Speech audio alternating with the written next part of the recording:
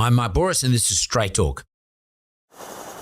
I've killed people, seen one of my best guys killed, all these things, but again, you're in such a mindset that you expected that was war, 1 + 1 = 2. Heston Russell, welcome to Straight Talk, mate. Special Forces combat veteran, public speaker, leading campaigning for veterans in Australia. We were taking the fight to ISIS, Daesh, some of the most evil people I've ever seen in the world. If you want a higher performance, you need a higher purpose. When we were overseas in Afghanistan and say the enemy pressed their advantage, I could call in the finger of God from the sky, drones and gunships, and I would have every asset within that area of operations dedicated to me and whatever I needed. And then there I was at home in my Sydney apartment, having the entire legacy of my guys being labelled as war criminals on the day of my soldier's death. Abandonment? Absolute abandonment. So the ABC took it upon themselves to effectively attack your integrity by virtue of allegations. Take us through what happened. Heston Russell, welcome to Straight Talk, mate. G'day, Mark. Thanks for having me. So it says here, Special Forces combat veteran, public speaker. I'm sure you got lots of things to talk about. Podcast host and leading campaigning for veterans in Australia. That covers a lot of ground. Okay, let's talk about Special Forces veteran. Yeah, right. I'm a veteran. You look a bit young to be a veteran, but this is part of it. You have been to war, I guess, and that makes now you're not at war, although you have been at war, a different sort of war. Yeah. What is a special? What are the special forces? I mean, what does that mean? Are we talking about SAS? We're talking about commandos? I mean, please educate me. No, good question. I mean, I get called an SAS commando all the time. There are pretty much two separate major units. One, the commandos, and the 2nd Commando Regiment here out at Holsworthy in Sydney.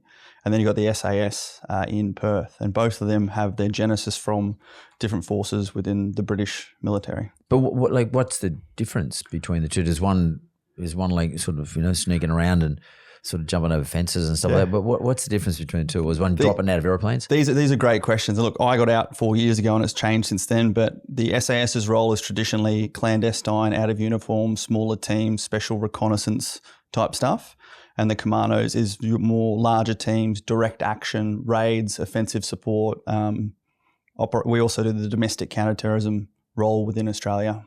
So very unique, but particularly in Afghanistan, we overlapped a lot in our sort of mission sets.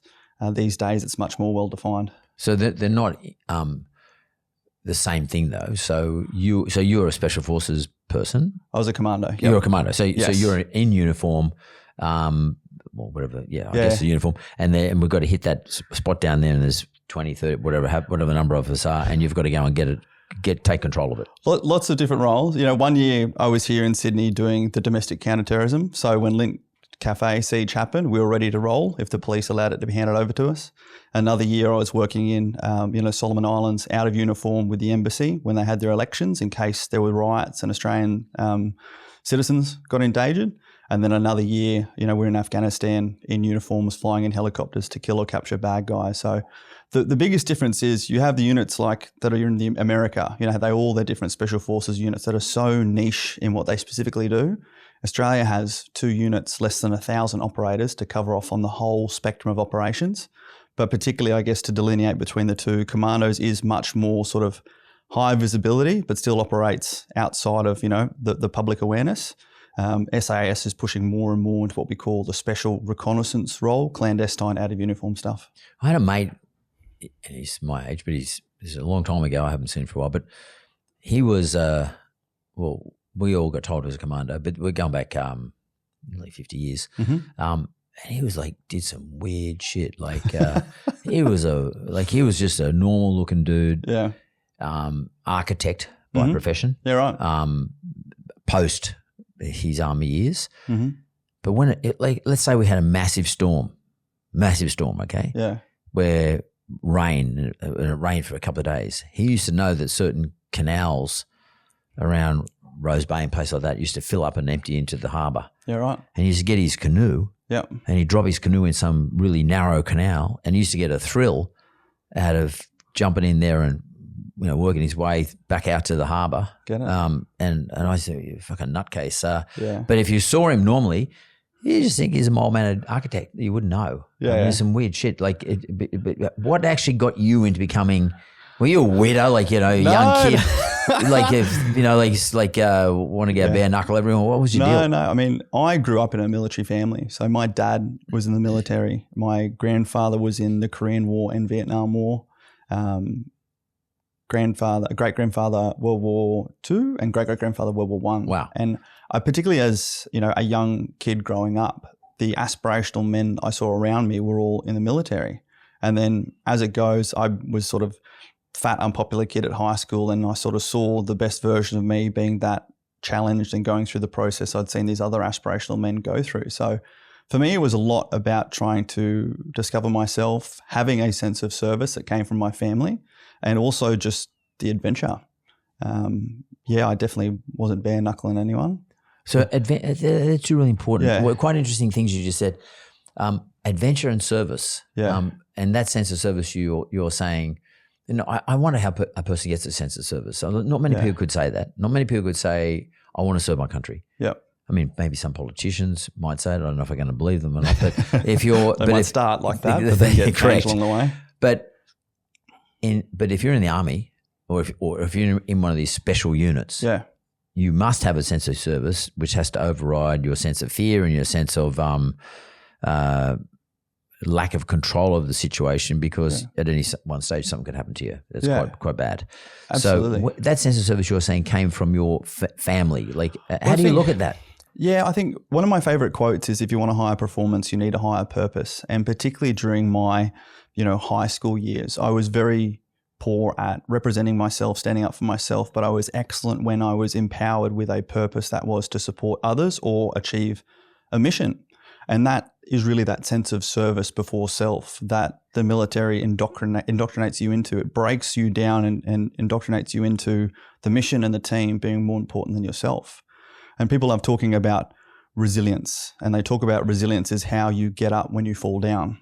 But the best thing I learned from my military career, and particularly combat, is that I always had two proactive layers of resilience. One was the mission and one was the team. Before my head was inside any of my own problems, worrying about, my own situations, mentally, danger, particularly like even just mentally and emotionally, physically, sure. But as far as mental and emotional health goes, never ever had any issues, because my mindset is always, what does the mission need? Does the team need? And when you're outside of your own head, you're not fighting those sort of demons ricocheting inside. So it really was that empowering purpose, and particularly in such a communal environment where you're constantly living with people. And I was an officer, so I always had 30 to 50 guys keeping me accountable, requiring me to demonstrate leadership. It really projected you to perform to the very best version of you with all forms of intrinsic and extrinsic motivation. Apart from what happened more recently, we'll talk about in a moment, but do you ever start to question yourself about or did you ever have to question yourself about the sense of service, or more importantly, the purpose? Did you say, what the hell am I doing this for? Did that, and if that happens, because we have people in business do this stuff all the time. Yeah. How do you redeem yourself or fix yourself? Yeah, I never really experienced that till the very end of my career. I was fortunate to go into the military at a time where we were just so busy on combat operations. And then particularly, so I joined the regular army and then go through a 6-week selection and a full year's worth of training just to become a qualified commando. And then during that time, I deployed to Afghanistan 4 times, and everything was just relevant. There weren't conversations about political opinions. There was me justifying, I need this helicopter, I need this extra team because this is the risk to mission or this is the risk to force. And it was all so very 1 + 1 = 2. I was going to say, it sounds very binary. It was. And there was so much. The non-binary part was the strategy and the tactics. Particularly as the platoon commander, my job was to be a specialist leader and a specialist planner. And you're operating with so much incredible technology, intelligence, satellites in the sky, people on the ground. And you're basically spending weeks planning missions on how you're going to orchestrate the battle space and cause reactions from your enemy. And it was brilliant, especially when we got to a point where you were literally doing things to force them to do other things. And then you could imagine, and this is the whole conversation we talk about with the charity work I do now, transitioning from that life of clear purpose, sort of binary, non-political explanations of what you need, to a world that is self before service, profit before purpose, and nothing but. political agendas and labels that don't actually mean anything. It's really quite a juxtaposition and a difficulty to adapt. It's really interesting. I never ever considered the army in my life. I mean, I remember when I was at school, someone said if you go to Duntroon, you get a free education. That was something that went through my mind. I thought, well, maybe I could become an engineer or something like that. And the government will pay for me. Yep. But there's the only ever time I really thought about it. The thing that turned me off was I had to go to Canberra. But so I decided not to do it. I agree. So I don't want to go to the mothership and hang out down there. But I really didn't understand this sense of service to our nation. I certainly didn't understand. I never really thought about it. The sense of purpose. Do you ever, or did you ever, get caught up in a logical sense, the futility of war? In other words, is war futile? Because the dude on the other side is thinking exactly the same as you, but for a different reason. And maybe you're going to kill him or he's going to kill you. Yeah. And then, but you both believe in something quite passionately. Yeah. Great question. During my time in the military, no. Since, absolutely. My reflections on my time, particularly during my time on operations doing combat, we are getting intelligence feeds and tracking people who we have fingerprints from explosive devices that killed kids in a marketplace. We absolutely know what we're doing, and it was so satisfying being able to take the fight to evil people who were targeting others, fighting against the bullies in the playground. Since then, and realizing that at the end of the day, war is ultimately what happens when diplomacy fails, when politicians don't do their job properly. And at the same time, you have the sides, which definitely are different ideologies. And it's so easy to get trapped in our own echo chamber of what we're fed as far as, media information, through to what some of the most unqualified people in the world, our politicians and our media, tell us are the justifications for it. But then looking back and seeing how much mineral resources grabs through to just political agendas have played part. And also, I do so much work since leaving the military, helping to get Afghans who we fought with back here to Australia, just getting that other side of the narrative that you're otherwise deprived of. It really makes you question that. And I would be the last person in the world to ever commit young Australians to any war unless it was absolutely defending our own soil. Is a bit like, is there ever someone who's sort of jumped in the boxing ring and had a lot of fights. You carry on a little bit before the thing. You've got to steel yourself and think, I don't care whether I like you or not, I'm going to knock your head off. Yeah. But footballers do the same thing. But at the end of it, you give each other a hug, say, mate, well done. It doesn't matter who won, well fought. Yeah. And you're besties all of a sudden. You're mates. Same in rugby league, same thing. Have you ever gone through a process where you feel as though you'd like to reach out to those other soldiers that you were up against, and invite them out for a cup of tea or something, you know what I mean? No, I mean, especially very different in the special forces world. We were fighting against sort of insurgents and terrorists. It wasn't sort of uniform versus uniform conflict. Right. It wasn't two ideologies pressed against each other. I mean, my last deployment was to Iraq in 2016-17, and we were taking the fight to ISIS, Daesh, some of the most evil people I've ever seen in the world, and some of the stories that I could tell you would make your toes curl. But you always felt so justified, what's the word I'm looking for? You just felt so justified in what you were doing. And these were properly evil people. And particularly, Mark, most of us, once we sort of finish that world, just want to move on from it. It's a phase and a stage, and it's a young person's game for sure. And if you sit here and, try and remember all those bits and pieces, it can become far too overwhelming for too many.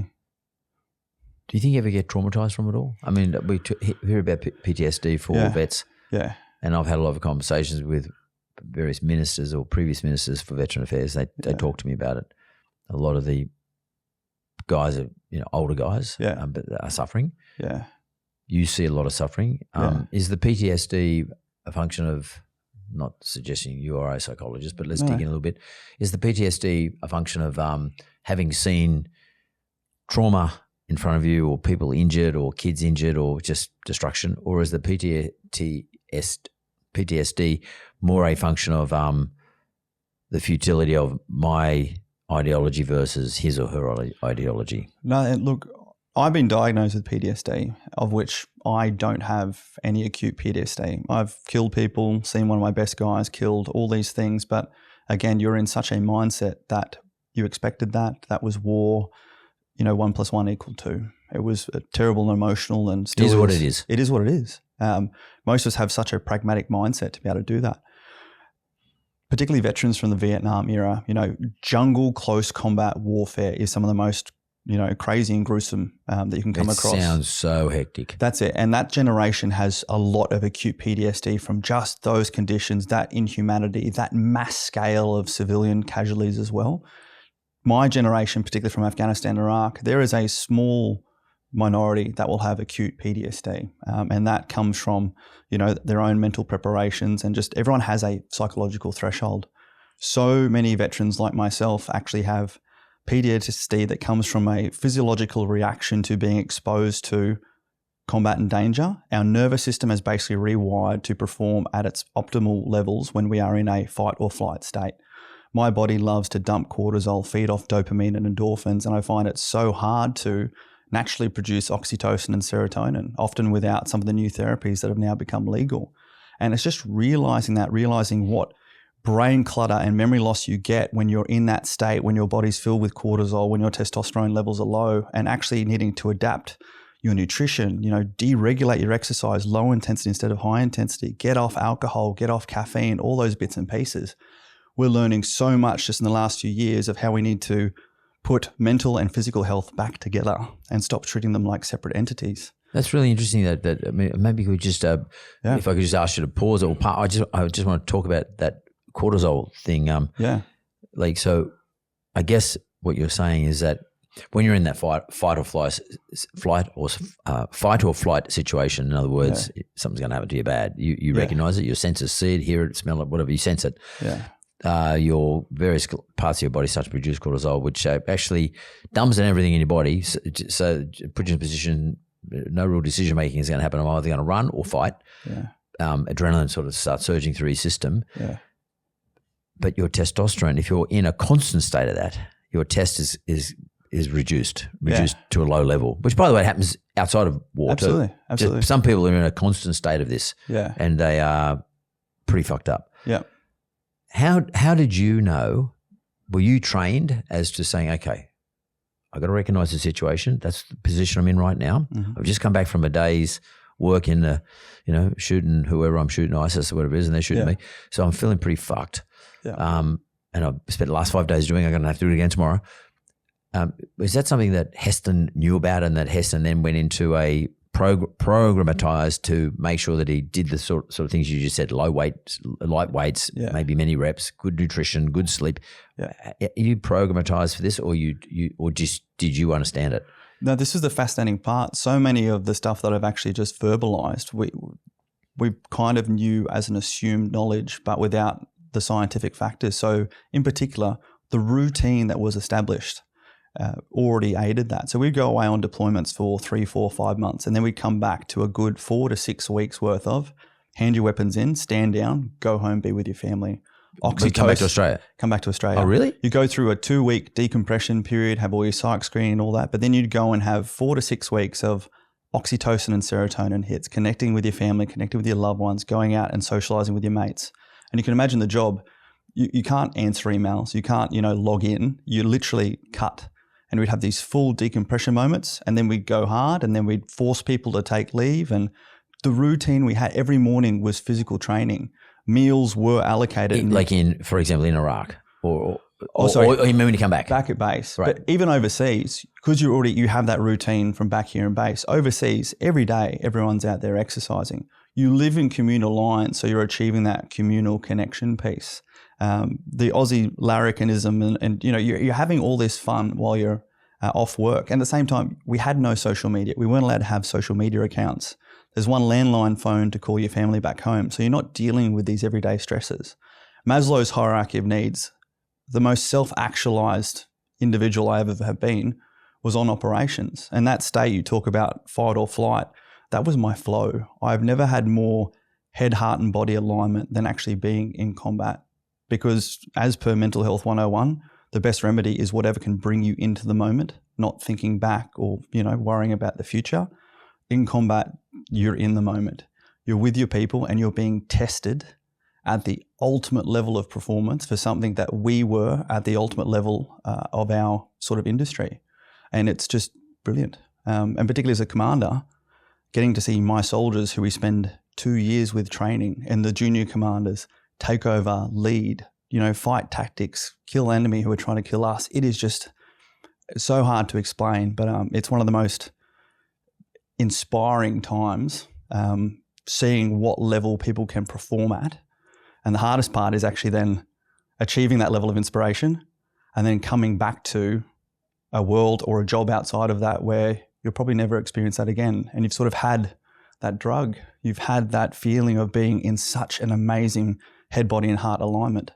And then, like I tell people, come back to my biggest responsibility, taking my sausage dog for a walk each day. It's such a, massive deceleration and such a really hard adjustment. That's why most of us develop ADHD. Most of us, start to develop physical issues because we haven't appreciated how our nervous system has literally evolved due to stress. And that's a lot of the work we do now, is to help actually educate people on what's gone on and what they need to do to adapt their own lives. Which one do you prefer? If I had my old team and that purpose again, I'd go back in a heartbeat. But again, I've learned so much about, again, like I said, fighting wars. If there was a mission to fly around the world and take the fight to people who were harming animals or human trafficking, absolutely, straight away on the dot. No drama. But as far as getting involved with Ukraine, getting involved with Israel, getting involved with Taiwan, that's not for young Australian sons and daughters. That's for politicians to do their bloody job and to look after our own people. And do you ever sit back and reflect on that, though? Because that's a really interesting one. Do you ever sit back and reflect on that? I mean, we're looking at, I look at Israel, Gaza, or Israel, Palestine at the moment. And I mean, no one ever talks about it, but really this is a war between one prime minister and a number of other leaders of the other territory, who basically ordered their soldiers out to fight each other. But these two individuals aren't fighting anybody. They're just sort of getting on the megaphone and making a lot of noise, making sure they can save their sorry asses from either being kicked out of their current political role or alternatively trying to get into a new political role. Do you ever think about, did you ever think about, maybe I would like you to reflect on that, because that's not how our politicians really act, but they sort of do, but not really. Well, but how do you see it? I'm with you 100%. Most people see people coming from the military to be much more aligned to the conservative side of the government. A lot of that side is big defence industry and whatnot, whereas particularly the last few years working in and around politicians, bureaucrats and big industry, I realise that war is a business. And in particular, my biggest fear is particularly for those leaders who are failing in their own leadership. It's very easy to provide a higher purpose. It's very easy to provide... Well, it's too seductive. Provide a combat. It's very seductive. Provide war, something that all of a sudden brings people out of their everyday issues and gives them something shiny and bright to focus on. And it's dangerous. It's a dangerous tactic I see too many failing or failed or toxic leaders default to. You hear people back here in Australia beat this war drum. All they do is drive up the stress and cortisol levels in Australian society. And it's for political purpose. It's not generally for the betterment of humanity, in my opinion. Yeah, no. And they're funded by defence industry. Have a look at the political donations. It's just such a quagmire. It's sort of business, and business always pervades everything at the end of the day. Everything we do, all the moralities and ethics, everything. And this is this trading purpose for profit, and particularly when we look at a lot of the senior defence generals these days who have become bureaucrats. And I come from 3 years at the Defence Force Academy, 1 year at RMC. We're always taught, mission and team before self, purpose, priority, leadership by example. You are the last person to eat. The troops eat first. To what we see, and exactly as you're saying, how it's turned into a business, it's turned into self-promotion, it's turned into profit. It's this complete moral dislocation from what we've been indoctrinated with. And that's why actually so many young veterans of my generation, there's this new thing called moral injury or moral trauma that a lot of our sort of acute trauma comes from, when your belief system, what you've been indoctrinated and programmed with, is completely undermined by either someone else doing something to you or abandoning you, which is the transition process from defence, or by you all of a sudden realising what you've been taught is actually not what is valued on the outside. And you have this fracture of your identity. You need to sort of rediscover who you want to be and how you're going to navigate life outside of this, self-actualized, all-inclusive, Maslow-provided environment you're within the defence community. And just for a very quick lightning rod to that. The suicide rate of current serving veterans, current serving people in the Defence Force is less than half the Australian community average. But veterans who have transitioned, and particularly the demographic under the age of 40, it more than doubles. So just to get that right, so people who are still in the Army? Currently serving in Army, Air Force or Navy? Less than half. But once they've left the Army and they're, say, like in your position, they're double the stats. More than double. More than double the stats. Yeah. So we lost 41 soldiers during our, over a decade in Afghanistan. During the same time, we lost 1,600 veterans to suicide. But is that because they missed the thrill?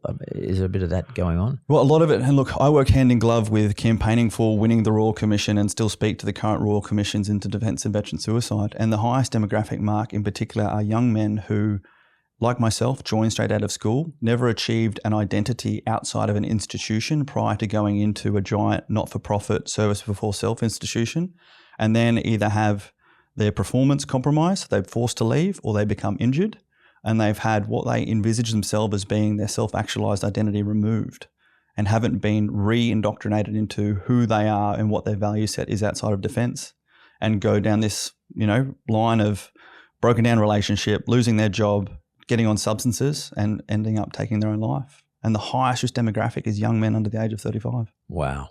So, and would you say that's the reason why we are now operating on reduced numbers of people joining the armed forces?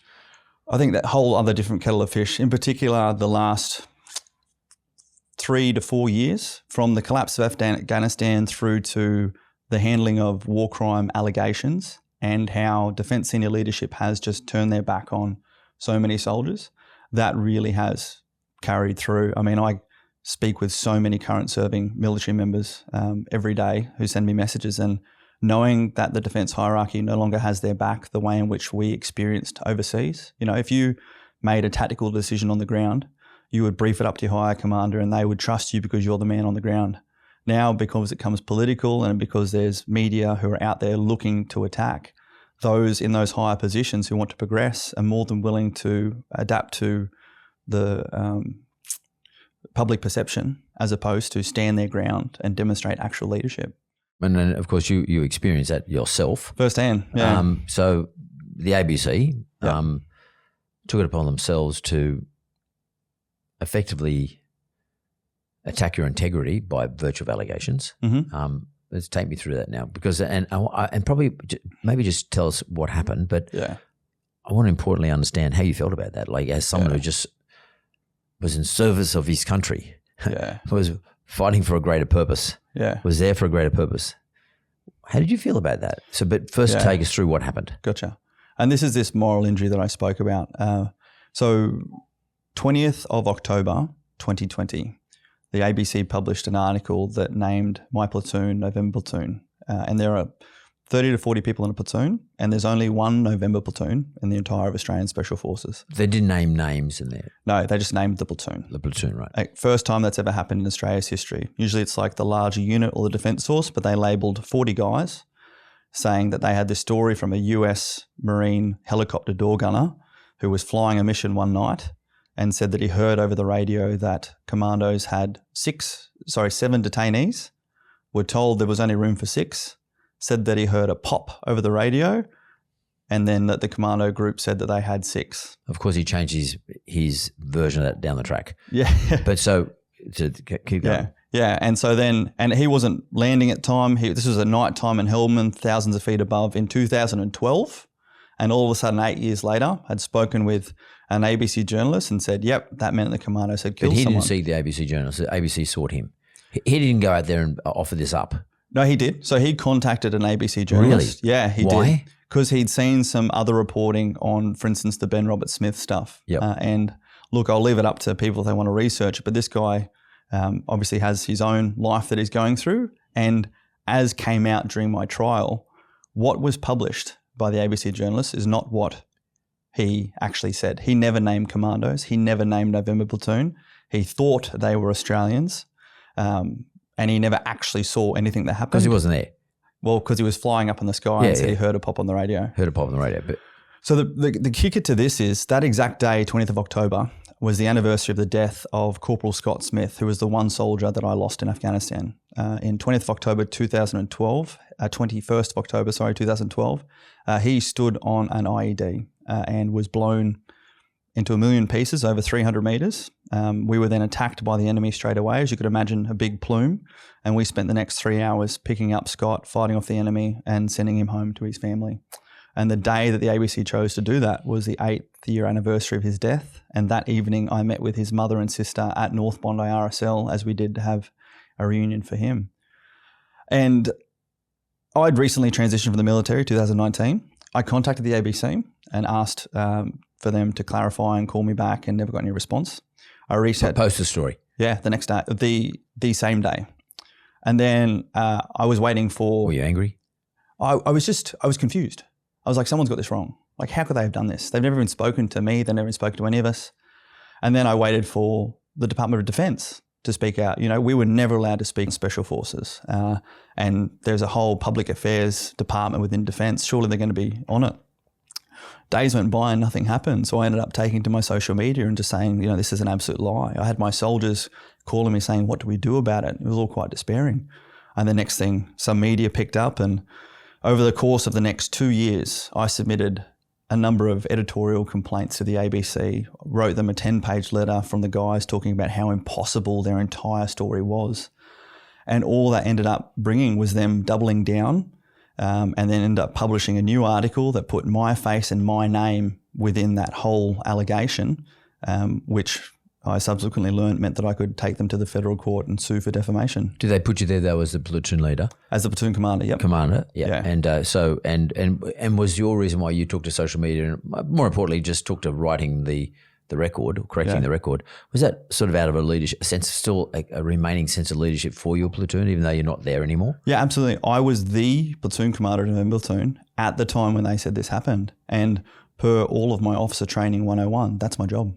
To protect your platoon? Absolutely. To protect your men? To protect my men and protect the legacy of the one guy that we'd also lost. Why? I mean, did ABC not respond, or did they say, look, when you say they doubled down, they went and named you, but what did they name you as, and what was the outcome of that? Like, they just said you're the platoon leader? So ABC submitted a freedom of information request to Defence. Defence replied and said, hey, we can't respond to this because there's an ongoing investigation into all of Afghanistan. And ABC just jumped on that and said, Defence confirms criminal investigation into November platoon. But no confirmation. Zero confirmation. And then republished this whole article with my picture. I'm the only named person. So straight away in the public eye, and as was found in the federal court, I'm being identified as the commander being involved with a war crime. So I can't imagine how angry I would feel if that was me. But and like, it's not a good idea to get a it was just despairing. Former commando angry. But especially someone who's used to or has killed people. Yeah. How did you feel? It was the first time I'd ever witnessed such injustice. I've never felt so helpless and hopeless in a situation. I've said this before, when we were overseas in Afghanistan and say the enemy, like when we lost Scott and the enemy pressed their advantage, I could call in the finger of God from the sky. What's that mean? The finger of God. I could call in drones and gunships, and I could call in a quick reaction force of fellow commanders from back in base. And square up. Yeah, if I yelled out, troops in contact over the radio, then I would have every asset within that area of operations dedicated to me and whatever I needed. And then there I was at home in my Sydney apartment, having the entire legacy of my guys being labelled as war criminals on the day of my soldiers' death. Abandonment? Absolute abandonment. And this is this moral injury. Abandonment is the absolute word that keeps coming up in the Royal Commission, because I reported to another officer and he reported to another officer, and you knew them like a family, and I reached out to them and I got nothing. I reached out to the Department of Defence and I got nothing. Why though?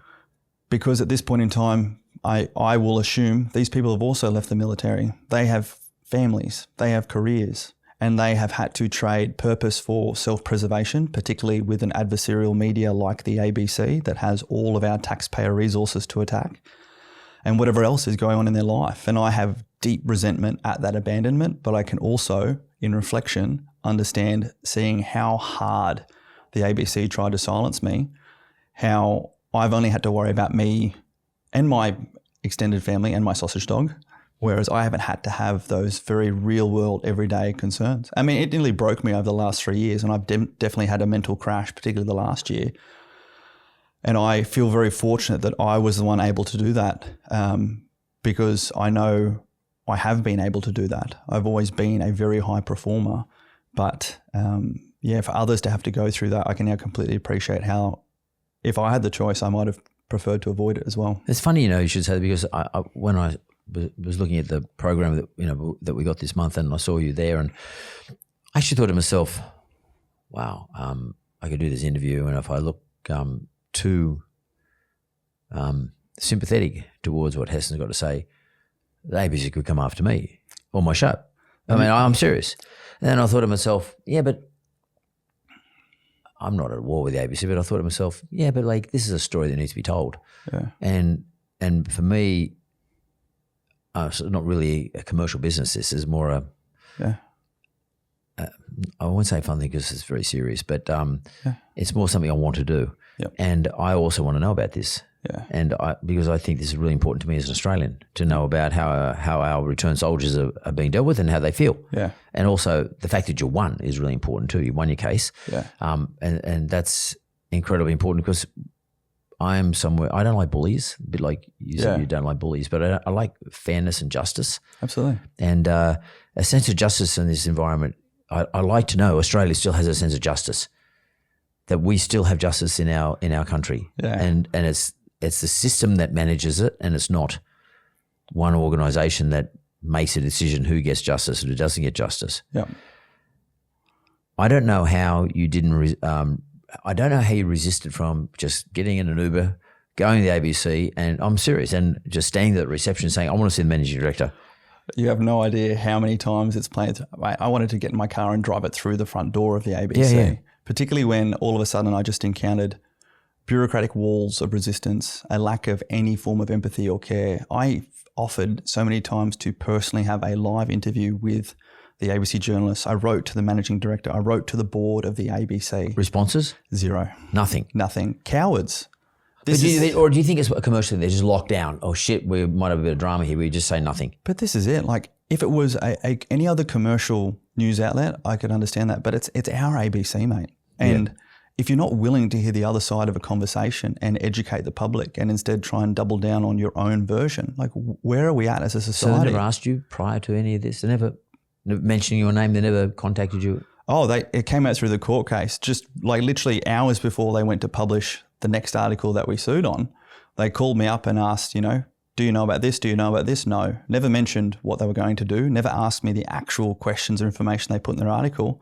The whole thing, I'm not a rabbit hole conspiracy person, but I've sat in the middle of a conspiracy the last few years, and going through the last year of a federal court case, it was just incredible to see all of the strings get pulled and everything be laid out to bear. Is it the individual journalists, or is it some sort of group above them trying to have a crack at Australian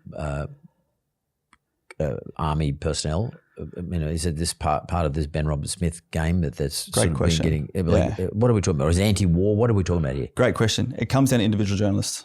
And this is the biggest issue, where I am such a stickler for accountability. In the military, Mark, you have a Defence Force Disciplinary Act. There's a whole new set of standards where if I turn up 5 minutes late to a meeting, I can be put on 24 hours worth of extra duties. I can have 2 weeks worth of my pay taken away from me. The level you are held to is so massively, because there will be accountability if you don't have personal integrity to hold yourself to those standards. And then what I've seen throughout this entire process, there's been individual journalists, and one journalist in particular who has won Walkley Awards. And all of a sudden, that is the mark of his measure. That's this complacency because he has done something good. And, for me, the day you rest on your laurels is the day you become irrelevant. Every day when we got our Commando Beret, this comes with a daily renewable contract. Your actions and attitude each day define you. And so what happened was, particularly when I started to question their story and put in complaints, the whole editorial process was going back to the original journalist and saying, hey, this question's come in. Do you still stand by your work? Yes, I do. There was never any individual checking of this person's work. And then when the ABC accepted my complaint and launched an internal investigation, this guy was even allowed to draft the media response to the investigation. Again, in the military, if you're being investigated for something, you step aside, Stand aside. an investigation officer comes in and you're not allowed to touch that work again. And instead, what has happened and what has just recently come out this last month is this person even went to the lengths of publishing a whole new online television program saying that I was the person sitting in a helicopter shooting at unarmed civilians from 15 seconds worth of footage, that his team even decided to superimpose extra gunshots to make it look like that's what's happening. Wow. And during the court case, Mark, because their entire truth defence was off. So one of the defence to defamation is truth. Yes. So they lodged a defence of truth. Contextual truth and public interest. Yep. And their whole Schedule 1 against Heston Russell, we have footage of Heston Russell shooting from a Black Hawk helicopter at unarmed civilians, which demonstrate he has this propensity to do this, and this, like we've accused him to do. Didn't think it was going to get tested? Well, when you're in your own echo chamber, no one else is checking your work. That's where we get down to these. Surely their barrister or their legal representative might have said, let's check this bit of evidence that you're about to give, that you have this footage.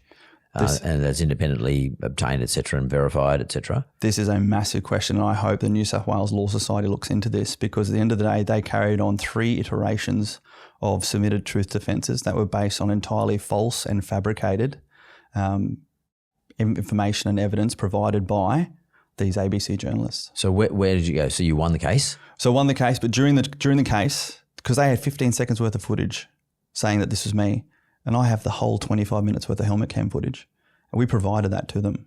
And then they ended up withdrawing their truth defence for something completely different and have never corrected the public record. Their story with the added gunshots was still on the internet as of, this last month. And that is the public record of me and my service in Afghanistan from 15 seconds worth of helmet cam footage. Surely the judge must order them to remove it. Well, the judge didn't, because they dropped that defence. The judge never focused on that. Yeah. And because they were cunning enough to do it while proceedings had already occurred, I was unable to sue on that individually.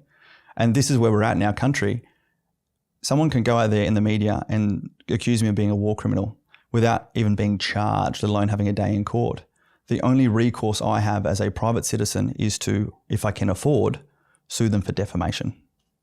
That's it. And my legal team took me on at no win, no fee, because I couldn't even afford to do that. Otherwise, there are no mechanisms to challenge this in the public arena. Where the government will pay for you and them at the same time, for example. The Department of Defence, the last 3 years, never stepped up. Never stepped up once. Even the ABC published that it occurred during a period where my platoon wasn't even in Afghanistan. And I wrote to the minister and I wrote to the department and asked, please just release our deployment records. And they wouldn't even do that. Why is that? I mean, why wouldn't the government stand up? Why wouldn't the Minister for Defence, or whether it doesn't matter which colour, particular party, they didn't do it? Why wouldn't they? What do you think it is? Just not get involved? Your guess is as good as mine. And look, one of the great insights I had from going to and meeting with some of these people was when one of them turned to me and said, look, for us to take on the ABC is career suicide. Yeah. And for me, that was just incredible. They cared more about their career than to support a group of 40 guys who went overseas, lost one of our own, and put our lives on the line for the democracy that they apparently represent. And that's where I just realised I have to, with my team, fight this ourselves and not expect anyone to bring the finger from God or bring a quick reaction force in. We're on our own. And it's been a very, very lonely place. So how you feel now? Because you won, you got an award for damages. Yeah, that's it. And this is the sad part. At the very start of it, I wrote to the ABC and said, hey, just please take the articles down and apologise. Never once been about the money. When we started the trial, we offered to settle it for like 90 grand or something. Never been about the money. They never even entered into a single round of any form of mediation. We had to go all the way through to judgment. And this court case has probably cost the Australian taxpayer over $5 million. And as a taxpayer, I'm disgusted by that, because all we ever wanted was the record corrected. However, since my federal court win, the only public statement the ABC has made is that the 2 journalists who were also found individually at fault would keep their jobs. And they're still out there publishing articles the very next day. So you might have a federal court rule in your favour against a media outlet for defamation, but there is no accountability within the system. There's no integrity within the system, and these people are still out there doing what they're doing.